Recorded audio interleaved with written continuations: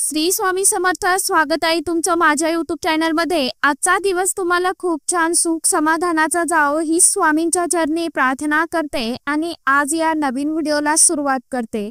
तर बघा मित्रमैत्रिणींनो, या वर्षी चैत्र नवरात्र हे रविवार 30 मार्च पासून सुरू झालेला आहे आणि जे 6 एप्रिल पर्यंत चालेल। चैत्र नवरात्रीच्या पहिल्या दिवशी आपण कलश स्थापित करून शैलपुत्री देवीची पूजा करत असतो। त्याचबरोबर चैत्र नवरात्र हे खूप महत्त्वाचं आणि प्रभावी चैत्र नवरात्री ही खूप महत्त्वाची आणि प्रभावी असा हा दिवस मानला जातो। त्याचप्रमाणे चैत्र नवरात्रीचा पवित्र उत्सव चैत्र शुक्ल प्रतिपदा तिथीपासून सुरू होत असतो। तर यावर्षी चैत्र नवरात्री ही आता सध्या चालू आहे आणि जे कोणी उपवास करत आहे त्यांनी पहिल्या प्रतिपदा तिथीला उपवास धरलेला जर असेल तर त्यांनी 7 एप्रिल रोजी सोडायचा आहे। हिंदू धर्मामध्ये प्रत्येक सणाला खूप अनन्यसाधारण असं महत्त्व आहे। त्याचबरोबर नवरात्री हा अनेकांच्या आवडीचा सण देखील आहे। आश्विन महिन्यातील नवरात्र भारतामध्ये खूप मोठ्या प्रमाणामध्ये साजरं केलं जात असतं, ज्याला आपण शारदीय नवरात्र या नावाने सुद्धा ओळखत असतो। या नवरात्रीत आपण आदिमाया आदिशक्तीची आराधना पूजा सेवा करत असतो आणि त्याचबरोबर चैत्र नवरात्री ही सुद्धा खूप प्रभावी असते।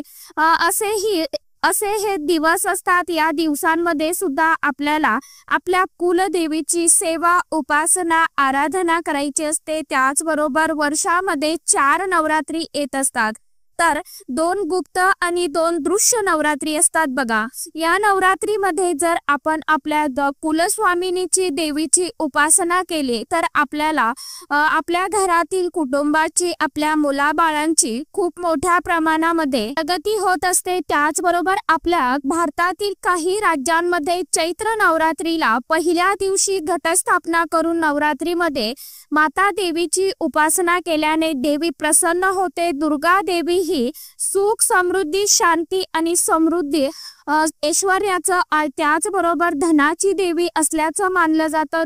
त्यामुळे देवीची उपासना आपल्याला करणं खूप गरजेचं असतं। चैत्र नवरात्री साजरी करण्यामागे एक पौराणिक कथा देखील आहे। त्या कथेमध्ये देवी दुर्गेने महिषासूर नावाच्या राक्षसाचा वध देखील केला होता। त्यामुळेच या कालावधीमध्ये नवरात्री ही साजरी केली जात असते। माता पार्वतीचे नवरात्रीमध्ये जे स्वरूप आहे तर त्यांची आपण पूजा करत असतो।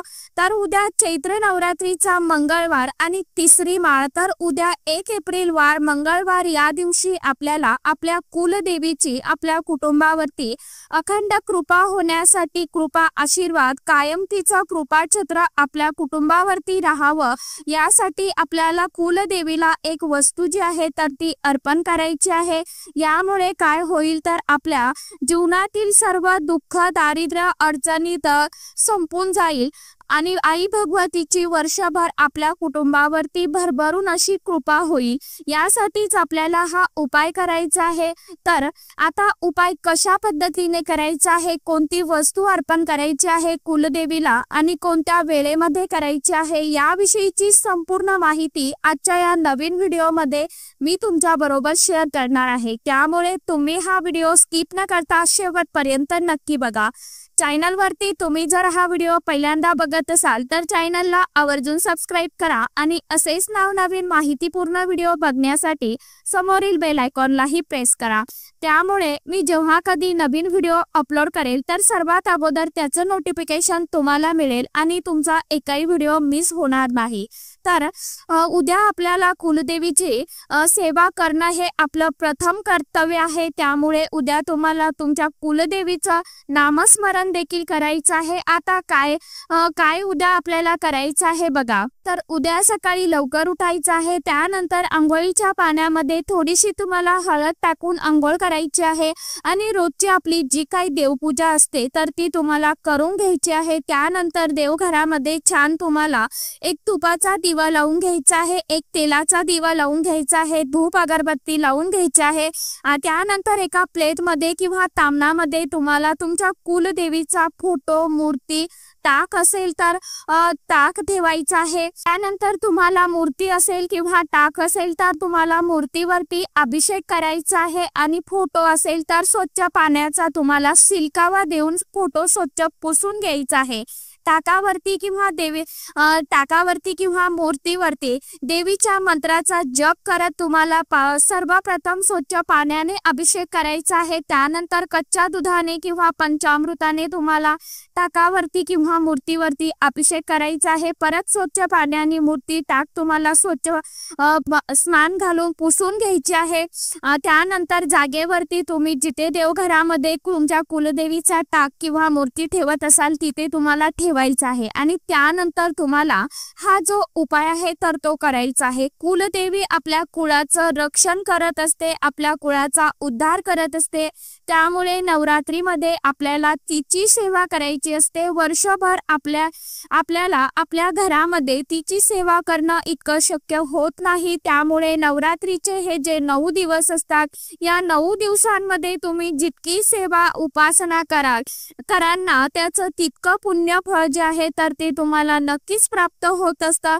तुम्ही खूप कष्ट मेहनत करताय परंतु तरीही तुमच्या कष्टाला मेहनतीला म्हणावी तशी नशिबाची साथ मिळत नसेल, त्याचबरोबर घरामध्ये सतत दुःख, अडचणी, दोष, वादविवाद, भांडणे चालू असेल किंवा घरामध्ये आलेला पैसा जो आहे तर तो सतत या ना त्या कारणाने खर्च होत असेल, पैसा टिकून राहत नसेल आणि घरामध्ये अनेक प्रकारच्या समस्या ज्या आहेत तर त्या येत असेल किंवा मुलींचं लग्न जमत नसेल, त्याचबरोबर एखादं शुभ कार्य घरामध्ये घडत असेल तर त्यामध्ये तुम्हाला जर अडचणी येत असतील तर अशा तुमच्या अनेक समस्यांसाठी तुमच्या मनातील एखादी इच्छा आहे तर ती पूर्ण होण्यासाठी तुम्हाला हा जो उपाय आहे तर तो करायचा आहे। या उपायासाठी तुम्हाला फक्त लवंगा ज्या आहेत तर त्या लागणार आहेत। आता या उपायासाठी तुम्हाला लवंगा घ्यायच्या आहेत। लवंगा या कुठेही तुटलेल्या, फुटलेल्या, किडलेल्या नसाव्या, अखंड फूल असलेल्या लवंगा ज्या आहेत तर त्या तुम्हाला घ्यायच्या आहेत। लवंग ही माता लक्ष्मीला, देवीला अतिशय अत्यंत खूप प्रिय असते आणि लवंगामध्ये नकारात्मक शक्ती दूर करण्याची प्रचंड ताकद देखील असते। त्याचप्रमाणे लवंगामुळे देवी माता लक्ष्मी आपल्या घराकडे आकर्षित होत असते। आपल्या घरातील जो काही पैसा आहे तर तो स्थिर स्वरूपात राहत असतो, अखंड राहतो। यासाठी आपल्याला हा जो उपाय आहे तर तो करायचा आहे। त्याचबरोबर तुम्हाला काय करायचं आहे तर उद्या घरामध्ये काही स्तोत्र आणि मंत्राचं पठण देखील करायचं आहे।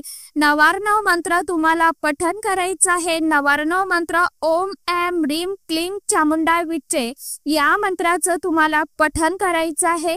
घरामध्ये उद्या जर जमलं तर दुर्गा सप्तशती या ग्रंथाचं पठण करायचं आहे। नाही संपूर्ण दुर्गा सप्तशती ग्रंथाचं पठण करणं शक्य झालं तर तुम्ही सिद्ध कुंजिका सूत्रमचं पठण करा किंवा कमला सूत्रमचं पठण करा। त्याचबरोबर तुमच्या कुलदेवीचा जो कोणता मंत्र असेल त्या मंत्राचं पठण करा। तसेच तुम्ही नुसतं कुलदेवीच्या टाकावरती, मूर्तीवरती कुंकुमार्चन देखील करू शकता। कुंकुमार्चन करत असताना कोणती सेवा करावी तर तुम्ही महालक्ष्मी अष्टकम म्हणू शकता किंवा श्री सुक्ताचं पठण देखील करू शकता। तर ह्या सेवा ज्या आहेत तर त्या तुम्हाला पठण करायच्या असतात। उद्या नवरात्रीमध्ये तुम्हाला देवीला गुलाबाचं फूल जे आहे तर ते आवर्जून अर्पण करायचं आहे। त्याचबरोबर देवीवरती तुम्ही कुंकुमार्चन देखील करू शकता। त्याचबरोबर तुम्हाला हा जो उपाय आहे तर तो करायचा आहे। आता तुम्हाला 21 लवंगा ज्या आहेत ना तर त्या तुम्हाला घ्यायच्या आहे हातामध्ये किंवा एखाद्या प्लेटमध्ये, वाटीमध्ये तुम्ही ठेवू शकता। नंतर तुम्हाला पहिली लवंग जी आहे तर ती तुम्हाला तुमच्या हातामध्ये उचलून घ्यायची आहे उजव्या आणि त्यानंतर तुम्हाला महालक्ष्मी अष्टकम एकदा पठण करायचं आहे आणि पहिली लवंग जी आहे तर ती तुम्हाला आपल्या कुलदेवीच्या चरणाशी तुम्हाला अर्पण करायची आहे। त्यानंतर परत दुसरी लवंग घ्यायची आहे, महालक्ष्मी अष्टकम तुम्हाला पठण करायचं आहे। ही लवंग तुम्हाला देवीच्या चरणाशी अर्पण करायची आहे। असं तुम्हाला 21 वेळेस महालक्ष्मी अष्टकम जे आहे तर ते पठण करायचं आहे। आता ज्या वेळेस संपूर्ण आपली ही सेवा पूर्ण होईल त्यावेळी ह्या लवंगा ज्या आहेत तर त्या अशाच रात्रभर दिवसभर तुम्हाला कुलदेवीच्या समोर ठेवायच्या आहे आणि तुम्ही उद्या सकाळी हा उपाय केला तरी देखील चालणार आहे, किंवा ज्यांना सकाळी करणं शक्य नाही त्यांनी सायंकाळच्या वेळी प्रदोष काळामध्ये किंवा संध्याकाळी ही सेवा केली तरी देखील चालणार आहे। तर दुसऱ्या दिवशी म्हणजेच बुधवारी तुम्हाला सकाळी उठल्यानंतर स्वच्छ स्नान करायचं आहे। त्यानंतर तुम्हाला ह्या ज्या लवंगा आहेत तर त्या देवीजवळून तुम्हाला उचलून घ्यायच्या आहे आणि नंतर घरातील प्रत्येक व्यक्तीला तुम्हाला ही एक लवंग जी आहे तर ती खाण्यासाठी द्यायची आहे। त्यामध्ये आपल्याला कुलदेवीचा जो आशीर्वाद आहे तर तो तयार झालेला असतो। भाजीमध्ये एखाद्या पदार्थामध्ये चुकूनही लवंग टाकायची नाही, किंवा बाहेरच्या व्यक्तींना ही लवंग आपण खाण्यासाठी द्यायची नाही। ह्या लवंगा ज्या आहेत तर त्या वेगळ्या ठेवायच्या आहे आणि आपण घरातल्यांनीच प्रसाद स्वरूपी आपल्याला ग्रहण करायचे आहे। त्या लवंगा तशाच आपल्याला खायच्या असतात। या लवंगा खाल्ल्यामुळे आपल्या शरीरातील जी काय बाधा आहे, आजारपण आहे, इडापिडा आहे, कष्ट आहे तर ते दूर होण्यासाठी मदत होत असते। तर तुमच्या घरातील वयोवृद्ध असेल, आजी आजोबा किंवा तुमचे सासू सासरे असतील, तुमचे पती असेल, मुलं असेल, प्रत्येकाला तुम्हाला ही जी लवंग आहे तर ती खाण्यासाठी द्यायची आहे। उरलेला असतील काही लवंगा तर त्या रोज तुम्ही खाऊ शकता। आज काही खाऊ शकता, उद्या काही खाऊ शकता। अशा पद्धतीने तुम्हाला ज्या लवंगा आहेत तर त्या घरामध्येच खायच्या आहे। तर अशा पद्धतीने ह्या लवंगा तुम्हाला रोज खायच्या आहे, जोपर्यंत आहे तोपर्यंत खात जावा। आणि नंतर आपल्याला कुलदेवीला देखील प्रार्थना करायची आहे की माझ्या घरातील जे काही इडापिडा आहे, दुःख आहे, दारिद्र्य आहे, दोष आहे तर त्या अडचणी सर्व संपून जाऊ दे आणि दूर होऊ दे। तुझी अखंड कृपा आमच्या कुटुंबावरती, घरावरती असू दे। घरातील सर्व इडापिडा अडचणी ज्या आहेत ना तर त्या तुझ्या कृपेने नाहीशा होऊ दे, अशी आपल्याला अगदी कळकळीने तळमळीने आपल्या कुलस्वामिनीला प्रार्थना करायची आहे। तर नक्की तुम्ही हे सर्व काही उपाय आणि सेवा जी आहे तर ती तुम्हाला सांगितल्याप्रमाणे करायची आहे। तर त्या तुम्ही करण्याचा प्रयत्न करा, नक्कीच तुम्हाला त्याचा जो लाभ आहे तर तो होईल। त्याचबरोबर उद्या तुम्हाला आई भगवतीला, देवीला, दुर्गा मातेला जो नैवेद्य अर्पण करायचा आहे त्यामध्ये तुम्हाला आवर्जून मखाण्याची किंवा साबुदाण्याची खीर जी आहे तर ती तुम्हाला अर्पण करायची आहे, नैवेद्य दाखवायचा आहे देवीला, आपल्या कुलस्वामिनीला। कारण मखाना जो असतो तर ज्याला आपण कमळांच्या बियापासून हा जो मखाना आहे तर तो तयार केलेला असतो, तर त्याची खीर तुम्ही उद्या देवीला नक्की जर शक्य असेल तर आपण आवर्जून नैवेद्य स्वरूपात अर्पण करा। जे लाल फूल असतात गुलाबाची तर तीही तुम्ही जास्वंदीची असेल किंवा त्याची माळ तुम्ही उद्याच्या दिवशी आई भगवतीला अर्पण करू शकता। तुमच्या आजूबाजूला जर कुठे तुमच्या कुलदेवीचं मंदिर असेल किंवा एखाद्या देवीचं मंदिर असेल तर तिथे जाऊन तुम्हाला त्या कुलदेवीचं म्हणजेच आई भगवतीचं तुम्हाला दर्शन घ्यायचं आहे। कारण हे सर्व जे रूप आहे तर ते आदिमाया, आदिशक्ती, जगतजननी माता पार्वतीचेच रूप आहे। त्यामुळे कोणत्याही देवीची तुम्ही उद्या मंदिरामध्ये जाऊन दर्शन नक्की घ्या, पूजा सेवा करा। त्यामुळे काय होईल तर आपल्याकडे वर्षभर सुख, शांती, समृद्धी टिकून राहील। घरातील सर्व अडी अडचणी, आर्थिक समस्या ज्या आहेत तर त्या दूर होतील। तर असा हा अतिशय अत्यंत प्रभावी उपाय करून बघा। झालेली सेवा जी आहे तर ती आई कुलस्वामिनीच्या म्हणजेच तुळजाभवानी मातेच्या चरणी रुजू करते आणि आजच्या व्हिडिओचा इथेच एंड करते। तर चला, आजच्या व्हिडिओमध्ये इतकीच माहिती होती, कशी वाटली नक्की सांगा। व्हिडिओ आवडला तर चॅनलला आवर्जून लाईक, शेअर, सबस्क्राईब जरूर करा। परत भेटूया नवीन माहिती सोबत, नवीन व्हिडिओंसोबत। तोपर्यंत सर्व माझ्या यूट्यूब परिवाराला श्री स्वामी समर्थ।